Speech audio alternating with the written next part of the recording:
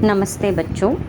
आज हम गद्य खंड का पार्ट 3 जो कि निबंध विधा से उपभोक्तावाद की संस्कृति पढ़ने जा रहे हैं। उससे पहले हम श्यामा चरण दुबे का परिचय पढ़ेंगे। अब आप सभी अपनी पुस्तकों में देखेंगे, पेज नंबर है 34। श्यामा चरण दुबे का जन्म सन 1922 में मध्य प्रदेश के बुंदेलखंड क्षेत्र में हुआ। उन्होंने नागपुर विश्वविद्यालय से मानव विज्ञान में पीएचडी की।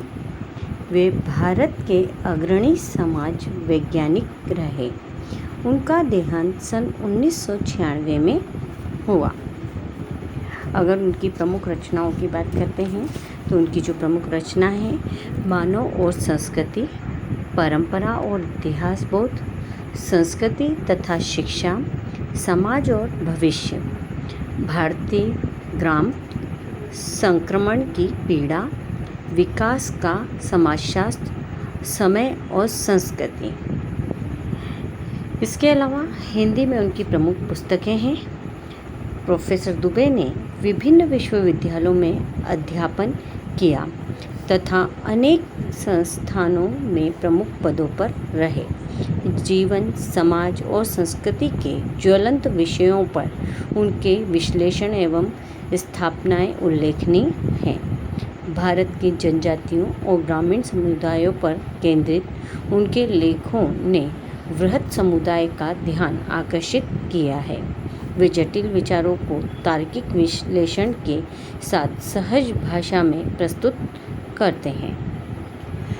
अगर हम इनके साहित्य की विशेषताओं को देखें तो जो इनकी भाषा है वो उनके भाव के अनुरूप बदलती है।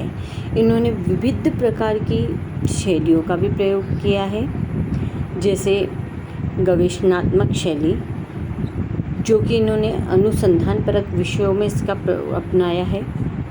फिर भावनात्मक शैली, विश्लेषणात्मक शैली, विचारात्मक शैली इत्यादि। दुबे जी ने सामाजिक विषयों को अपने निबंधों का विषय बनाकर हिंदी साहित्य की समृद्धि करने में उनका सराहनीय योगदान रहा है। उपभोक्तावाद की संस्कृति पाठ पढ़ने से पहले हम ये देखेंगे कि यह किस विषय से संबंधित है। उपभोक्तावाद की संस्कृति निबंध बाजार की गिरफ्त में आ रहे हैं, समाज की वास्तविकता को प्रस्तुत करता है। लेखक का मानना है कि हम विज्ञापन की चमक दमक के कारण वस्तुओं के पीछे भाग रहे हैं। हमारी निगाह गुणवत्ता पर नहीं, संपन्न और अभिजन वर्ग द्वारा प्रदर्शनपूर्ण जीवन शैली अपनाई जा रही है, जिसे सामान्य जन भी ललचाई निगाहों से देखते हैं। यह सभ्यता के विकास की चिंताजनक बात है जिसे उपभोक्तावाद ने परोसा है। लेखक की यह बात महत्वपूर्ण है कि जैसे जैसे यह दिखावे की संस्कृति फैलेगी, सामाजिक अशांति और विषमता भी बढ़ेगी। उपभोक्तावाद की संस्कृति धीरे धीरे सब कुछ बदल रहा है। एक नई जीवन शैली अपना वर्चस्व स्थापित कर रही है। उसके साथ आ रहा है एक नया जीवन दर्शन, उपभोक्तावाद का दर्शन। उत्पादन बढ़ाने पर जोर है चारों ओर। यह उत्पादन आपके लिए है, आपके भोग के लिए है, आपके सुख के लिए है। सुख की व्याख्या बदल गई है। उपभोग भोग ही सुख है। एक सूक्ष्म बदलाव आया है।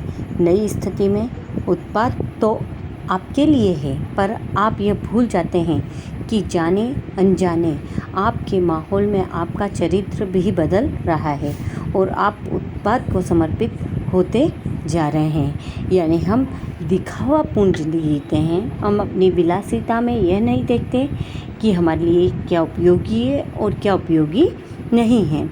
विलासिता की सामग्रियों से बाजार भरा पड़ा है, जो आपको लुभाने की जी तोड़ कोशिश में निरंतर लगी रहती है। दैनिक जीवन में काम आने वाली वस्तुओं को ही लीजिए। टूथपेस्ट चाहिए, यह दांतों को मोती जैसा चमकीला बनाता है। यह मुंह की दुर्गंध हटाता है। यह मसूड़ों को मजबूत करता है और यह पूर्ण सुरक्षा देता है। वह सब करके जो 3-4 पेस्ट अलग अलग करते हैं, किसी पेस्ट का मैजिक फार्मूला है? कोई बबूल या नीम के गुणों से भरपूर है, कोई ऋषि मुनियों द्वारा स्वीकृत तथा मान्य वनस्पति और खनिज तत्वों के मिश्रण से बना है। जो चाहे चुन लीजिए। यदि पेस्ट अच्छा है तो ब्रश भी अच्छा होना चाहिए। आकार, रंग, बनावट, पहुँच और सफाई की क्षमता में अलग अलग, एक से बढ़कर एक। मुंह की दुर्गंध से बचने के लिए माउथ वॉश भी चाहिए। सूची और भी लंबी हो सकती है, पर इतनी चीज़ों का ही बिल काफ़ी बड़ा हो जाएगा, क्योंकि आप शायद बहुविज्ञापित और कीमती ब्रांड खरीदना ही पसंद करेंगे। सौंदर्य प्रसाधन की भीड़ तो चमत्कृत कर देने वाली ही है।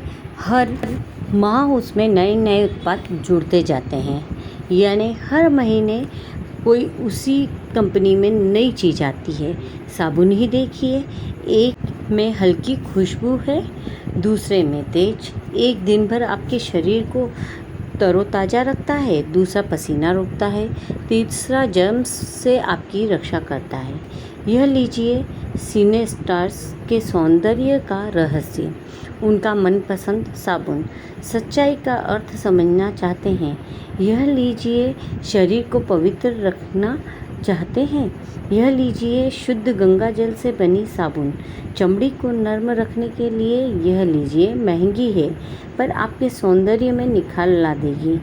संभ्रांत महिलाओं की ड्रेसिंग टेबल पर 30-30 हज़ार की सौंदर्य सामग्री होना तो मामूली बात है। पेरिस से परफ्यूम मंगाइए, इतना ही और खर्च हो जाएगा। ये प्रतिष्ठा चिन्ह है, समाज में आपकी हैसियत जताते हैं। पुरुष भी इस दौड़ में पीछे नहीं हैं। पहले उनका काम साबुन और तेल से चल जाता था, आफ्टर शेव और कोलोन बाद में आए। अब तो इस सूची में दर्जन 2 दर्जन चीज़ें और जुड़ गई हैं। कहने का तात्पर्य यह है, हम दिखावे की ओर ज़्यादा लुभाते हैं, चाहे उसमें गुणवत्ता वाले गुण हैं या नहीं।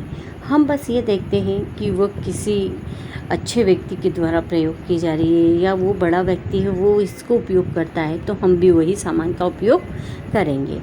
छोड़िए इस सामग्री को, वस्तु और परिधान की दुनिया में आइए, यानी कपड़ों की दुनिया।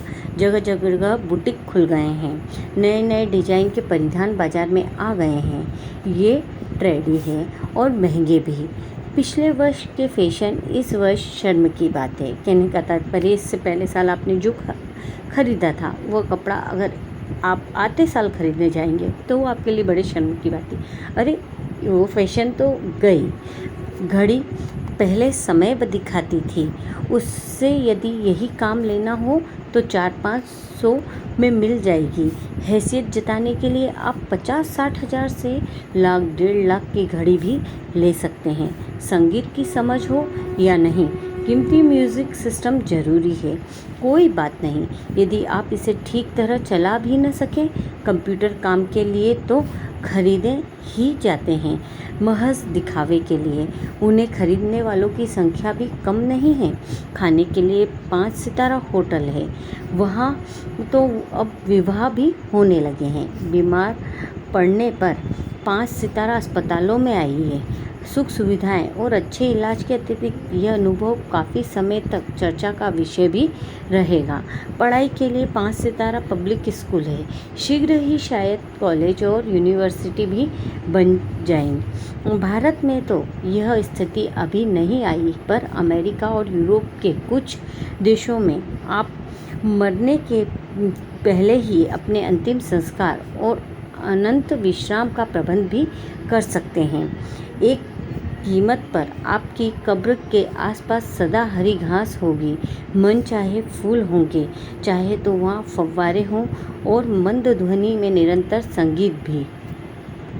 अर्थात हम दिखावा पसंद जिंदगी जीने पर ज़्यादा विश्वास करते हैं। बच्चों, इसके आगे का निबंध हम अब कल पढ़ेंगे।